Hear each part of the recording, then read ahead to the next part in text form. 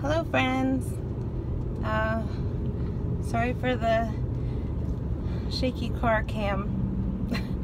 I had these lofty dreams of setting the camera up in the kitchen and filming this video while I made lasagna for dinner. And I know that sounds a lot more interesting than what you're getting right now. But the truth is, I'm tired and it's getting dark, and I wanted to film a video today because today was my doctor's appointment and I wanted to give you an update on it. And if I wait till tomorrow, then I won't remember anything the doctor said. And so those are all my excuses. The short version is I don't have any answers. I still just have to wait until if the symptoms that I was having, if they flare up again, then I have to go rush myself back into the rheumatologist so she can examine me while the flare-up is active. So today we just went over the blood work that I had done. I'm trying to remember what I told you last time. I think I told you that they called me and said that there were antibodies in my blood, white blood cells in my urine, and that was it. So I thought that the fact that she needed me to come in as soon as possible to discuss the results of the blood work, I was very hopeful that that meant we had some leads. We had something to go on, and that wasn't really the case. The antibodies in the blood were essentially like antibodies for lupus and the antibodies for rheumatoid arthritis, as well as for I forget what the first word was, but basically for an autoimmune connective tissue disease. So the fact that I have those antibodies does not mean that I have any of those things. She said that it is not uncommon, to carry antibodies for things that your body doesn't show any symptoms of, that it's not really a problem. She said even the fact that my mom has an autoimmune disease, multiple sclerosis, that, genetically I could carry all kinds of stuff without actually having that stuff. So she's not saying I have lupus, she's not saying I have RA, she's not saying I have anything in particular, because they can't make a diagnosis based on blood work. It has to be, all of the evidence together, and the biggest part of the evidence is the physical symptoms and the physical exam. And if she can't examine me when I am presenting symptoms, then she can't diagnose me with anything. So I understand that. I ain't mad, but I wanted some sort of direction, and all I got was more of the same. More of like, yeah, there's something wrong. Yeah, there's something nasty in your blood, but we don't know what it is. So, I don't know what's up with the urinalysis. I gave another sample today. Definitely a much cleaner sample, as the first time I went in, I hadn't had anything to drink or eat since like the afternoon before, and yeah, so it was probably pretty dank representation of what's going on in there. Today I was a little bit kinder to the lab people, and I had a lot of water. And so we'll see. But I asked her if the urinalysis, which had white blood cells, ketones, and bacteria in it in the first time,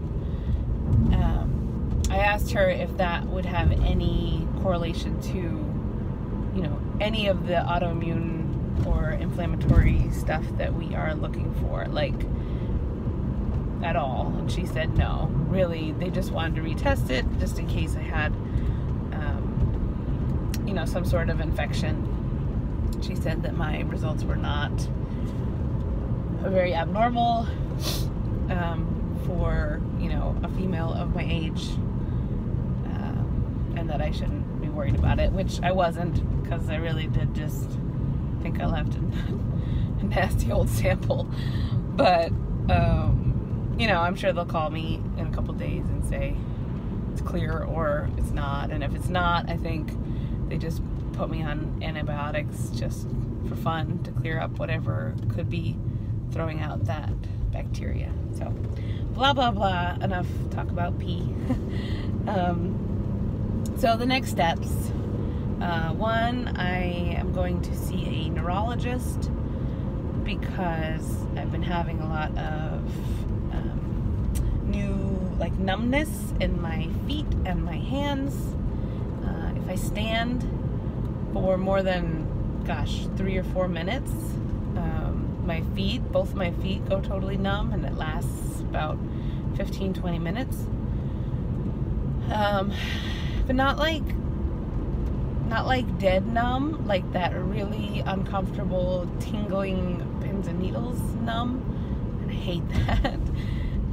And so now recently, the past 2 weeks or so, my hands have been doing the same thing. Now, I've always had carpal tunnel since I was a kid, so I have always had trouble with my hands getting pins and needles and going to sleep. But it's always when I am using them, like if I'm drawing, especially writing or drawing, or playing video games, any sort of clenching repetitive movements. But this is different. It just comes on randomly.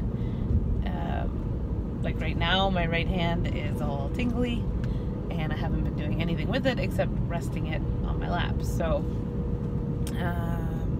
and since, again, my mom has MS, so they want to make sure that there's nothing neurological going on as well, because she said that the hands and feet thing would likely not be related to anything else that they might be looking for at the rheumatologist. So I gotta call a neurologist, and there's no good ones in the area. I think I'm just gonna call the same one that my mom goes to, because at least she likes them well enough. But man, I look them up, and they've got 2 stars on these rating sites, but they're the only place around. Even if I went to Boston, the ratings of these doctors are really low, and I know you can't trust that too much, because people only leave reviews for bad experiences. And with a place like a doctor's office, I bet there's 5,000 good experiences for every one bad experience that someone wants to write about. Now, it doesn't negate that bad experience at all, but you sort of got to take it with a grain of salt. And for me, I want the doctor to know what they're talking about, but it's even more important to me that I am comfortable with them, because some doctors I just sort of shut down. I don't even want to tell them my symptoms or my problems, because I feel like they're not listening, or I feel like they're not believing me or taking me seriously. And as soon as I feel like that, I'm just like, well, I don't want to make myself look like a fool anyway, so I just want to get out of here. So I need to feel comfortable with the doctor. I wish you could see this. Sky is stunning. It looks like cotton candy. I wonder if I can flip you around while can I flip you while I'm taping? I guess I can't. It says no. So I guess that's it. That's the medical update. Oh, the heart thing. Not the heart thing. I don't mean to scare you. The chest pain. So I said in my update from Florida that I was having chest pain, and it was pretty consistent. It was about 5 or 6 days that I had a consistent, constant pain right over my heart. So on the left side, but it wasn't changing, it wasn't stabbing, it wasn't radiating in any direction. So I wasn't scared enough to go to the hospital, but it was still sort of worrying me a little bit. This doctor today, I told her about it, and she luckily calmed my fears, and said that she thought that it is probably costochondritis, which is basically just like a pain that's caused by inflammation to like I don't know what the proper term is, but basically all the tissue that's in between your ribs and the tissue that's between your sternum and your ribs, and it'll get like inflamed, and it'll be painful, and it just has to go away on its own. And I actually read all about this back when I was on the prednisone and I was having that chest pain, and I read all about it, and I thought maybe that's what it is. So when that happened, you know, like a month ago, I got an EKG, I got all kinds of things to make sure that my heart was okay, and it was. Everything was totally fine and clear and strong. So that's sort of why this time it didn't scare me as much. It was a different pain than that time, but I thought there didn't seem to be a very high chance of it being my heart if it was not my heart just a couple weeks before.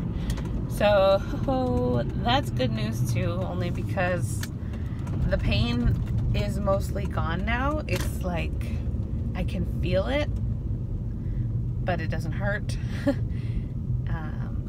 And thinking about it not being my heart is like a pretty nice weight off my chest. No pun intended.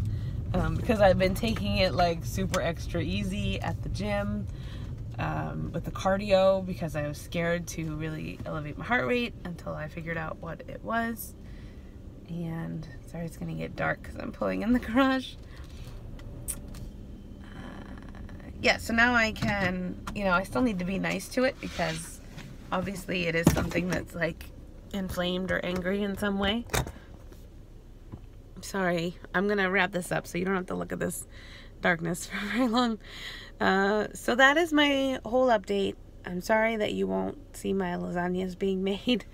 I want to do a cooking video at some point, but the lighting in my kitchen is just too poor that it would just look like I was cooking dog food. So okay, so that is my medical update. If you made it through the whole thing, I'm very proud of you, and I sincerely hope that these medical updates do not last that long. I would really prefer these to be weight loss updates and fun life updates and all that stuff. But everything, you know, sort of gets put on hold when your health is doing weird things. So anyway, thank you very much for hanging out with me. If if you made it all the way through, even if you made it a little way through. I know you won't see this, but I'm still grateful for that because I was just driving home and rambling. So you're awesome, and thank you, and I hope to see you soon. Bye.